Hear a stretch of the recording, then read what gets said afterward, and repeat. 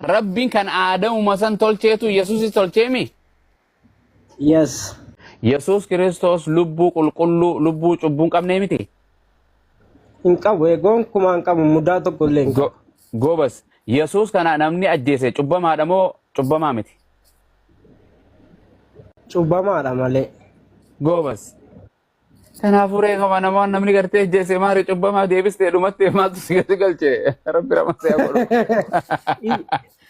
Ustaaz. Ustaaz. Amen. Si galtee wallahi. Koy. Ustaaz. Ayyee.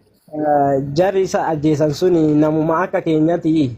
Namuma akka keenyati Yihuudoota jechuun akka Quraanaatiin ajjeene akka Wangeelaatti illee hin duune biroota keessaa si kan Yahudootatu warra isa hin fudhanne warra inni Rabbi biraa hin ergamne jedhetu isa ajjeese. Warri Yahudoonni Yesuus qofaa miti barka irratti dulan. Waan Yohaannis Cuuphaas ni ajjeesan, Hisqeel ni ajjeesan, Isaayyaas ni raajota nama hedduu ajjeesanii bar. Ajjeesanii. Waan sin jedhe jarra san Waaqayyootu ajjeesaa jedhee immoo uffata ofiitiin ajjeesan jarri. Jarri ofiin ajjeefte malee Waaqayyo ajjeesaa jedha. Gobas Yesuus Kiristoos kanas Yuudaan dabarsee gurguree akka hidhamu taasise Iyyesuun akka ajjeefamu kan taasise ajaja Waaqayyootiin immoo fadha isaati seexana raawwate Yuudaan. Yuudaan bari seexanatu itti ergame. Gobas seexana seene. Namtichi kun birrii gartee soddomitti gurgurachuu dabarsee isa kannuun. Yes. Gartee Yesuus illee dabarsee kan jedheen gartee namtichi kun hojii Waaqayyoon raawwate moo hojii seexanaan raawwate? Namtichi hojii seexanaan raawwate ka seexanarraa dhaga'ee bar. Thank you. Okay. Yesuus Kiristoos lubbuun qulqulluun tun lubbuu cubbuu hin qabne kuni kan Waaqayyoon jaalate ilma Waaqayyoo kun ajjeefamuun siif gammachuudha moo gadda? Anaaf moo? Anaaf gadda ta'us garuu. Waan hojii Yuudaan dalage kun Yuudaan ni deeggartaati. Yuudaan ni deeggarta. Hin deeggaru maalifan deeggara Yihuudaan? Yesuus Kiristoos ajjeefamuu isaa hin deeggarta moo gartee hin balaaleffatta? Yesuus Kiristoos naaduu isaa nan galateeffadha. Eenyutu siif ajjeese? Warri Yesuus Kiristoos akka ajjeemu yaa ilaan kiyya kun si galtu an si mormuufi miti. Ustaaz laala naa hubadhaa ka dura naa hubadhaa. Numti calqabumaa kan gara biyya lafaa dhufee fi cubbuu keenya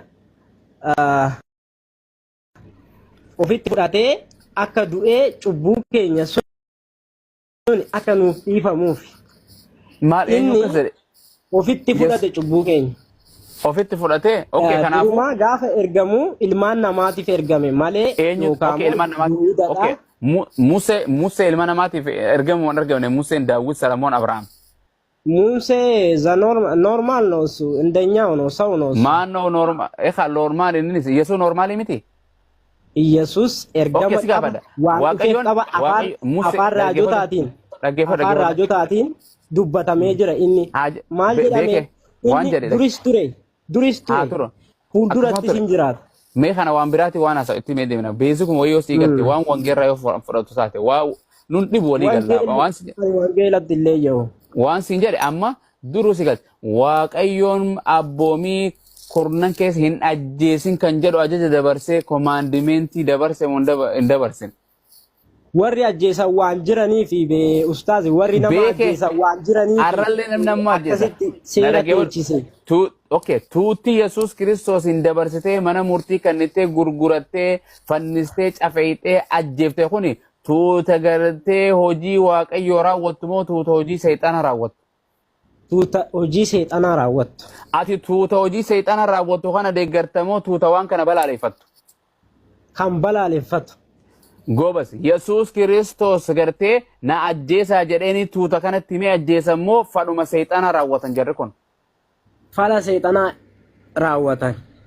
Gobas waan fadha seexana raawwatee nama ajjeesan tokko akkamitti ajjeecha nama gammaddee deeggartaati? Inni namaa miti kaa. Waaqa. Namuma akka keenyati ustaaz inni. Namuma akka keenyati. Yesuus. Nama akka misira. Nama akka misira nama sibiilaati. Dhaggeeffadha ishi. Yesuus Kiristoos nama Rabbirraa ergama Rabbii kan qabu hafuuraan karaa dubree Maaramiitiin dhalate. Kan dhalate eenyuuf jedhee kan ergame ilma namaa addunyaa maraaf jedhee kan ergame malee inni ergama qabaam akkuma namaa normaalii amma normaalii okay kan normaalii tensi kana normaalii akkuma keenya kana nyaatee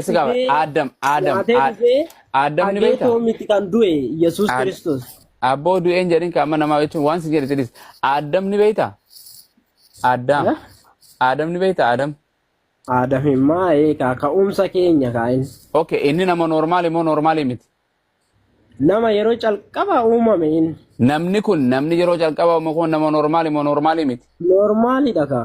Inni kun abbaa fi haadha ni qabaa? Abbaa hin qaba. Eenyu abbaan isaa? Waaqayyo. Goobas, Yesuusoo haadha ni qaba moo hin qabu? Haadha fooniin irraa dhalate ka. Ni qaba moo hin qabu? Hin qaba. Adam ni qaba haadha foonii?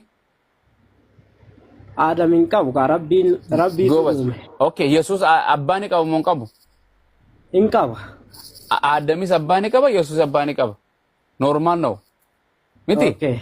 Goobas, normaali mi? Eewwa. Okay, Adam dubartii qaama saalaa dubartii keessaan dhalate moo hin dhalan? Adam. Adam biyyoo irraa tolfame. Eenyu tolche? Rabbiin tolche. Qaama saalaatiin wayii dhalate? Hin dhalan. Kana haadhaa fi abbaa foonis haadha foonis hin qabuumi? Hin qabu Adam. Goobas walii galle Yesuus haadha foonii ni qabu moo hin qabu?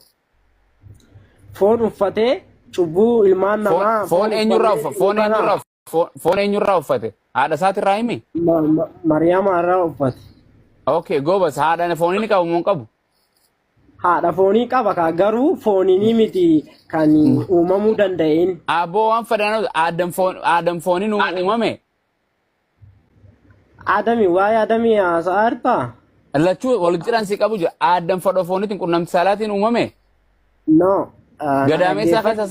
Gadaameessaa keessa seenee bee qaama saalaatiin? Ustaazi dhaggeeffadhaa ka ani hin jenne Adami biyyoorraa uumamee siin jedhe biyyoorraa eenyutu uume Adamsan? Allaatu uume. Goobas nama foonii ta'e moo hin taane biyyeen san? Ta'eera oo. Foon san eessarraa uffate? Adam. Rabbiin ka waan fedhe godha bakka inni fidu. Alhamdulillah waan fedhe godha. Biyyee san foon Waaqayyo godhee foon isa uffisiise. Yesuus Kiristoos. Okay, kanaaf Adam biyyeen san haadha isaati jechuu ni dandeenya? Biyyeerraa dhalate. Yesuus Kiristoos moo? No, Adam.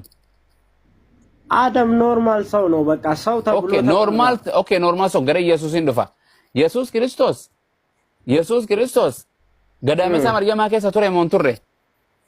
Ture eenyutu achi keessa kaa'e? Waaqayyootu kaa'e. Yes.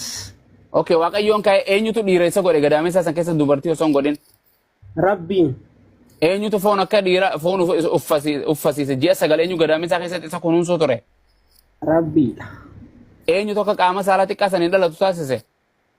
Rabbi ka waa mara godhe Rabbi.